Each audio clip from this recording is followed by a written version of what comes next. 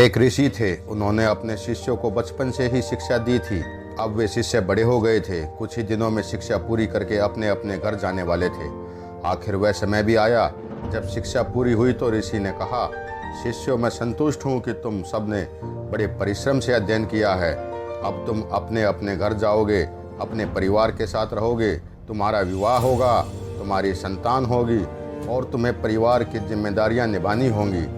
मैं चाहता हूं कि तुम सब घर जाने से पहले मेरे साथ समुद्र स्नान के लिए चलो। समुद्र स्नान के लिए? एक शिष्य ने आश्चर्य से पूछा। समुद्र का पानी तो खारा होता है। दूसरे ने कहा, समुद्र स्नान का क्या महत्व है? उसका पानी कैसा है? वह बोले, पते तो तुम तभी जान सकोगे जब तुम समुद्र तट पर चलोगे। तुम्हें तैरना तो आता है ना? गुरु ने कहा। हाँ गुरुदेव, तैरना तो हमने सीखा है, किंतु समुद्र में हम कभी तैरने नहीं गए।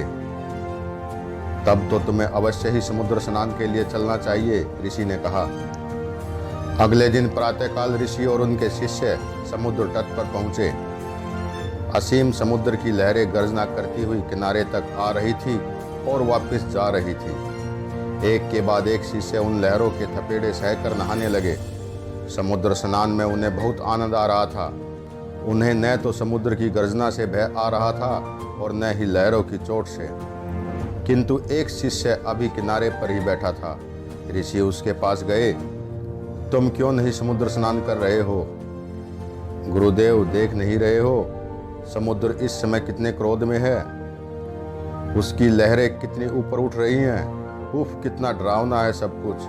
शायद थोड़ी देर में समुद्र शांत हो जाएगा, तब मैं स्नान कर लूँगा। इसी बीच अन्य शिष्य स्नान करके आ गए थे। वे इस शिष्य की बातें सुनकर ऋषि की ओर देखने लगे। ऋषि ने कहा, तुम्हारे मन का यह भय दूर करने के लिए ही तो मैं तुम सबको यहाँ लाया हूँ। समुद्र का तट जिस तरह खारा है, उसी तरह जीवन की बहुत सी बातें तुम्हें कड़वी लगेंगी। शांत जल में तो सभी तैर लेते हैं, सच्चा साहस तो उसमें होता है जो तेज लहरों के साथ तैरता है। फिर ऋषि ने उस शिष्य से कहा, जाओ, निर्भय होकर प्रयत्न करो। इस तरह किनारे पर बैठे रहोगे तो यह रेत ही याद आएगी। जीवन का मोती खोजना है तो समुद्र के जल में स्नान करो। वह शिष्य आगे बढ़ा। जब वह स्नान करके लौटा तो उसके चेहरे की निराशा मिट चुकी थी। उसमें साहस का और विश्वास का संचार हो चुका था।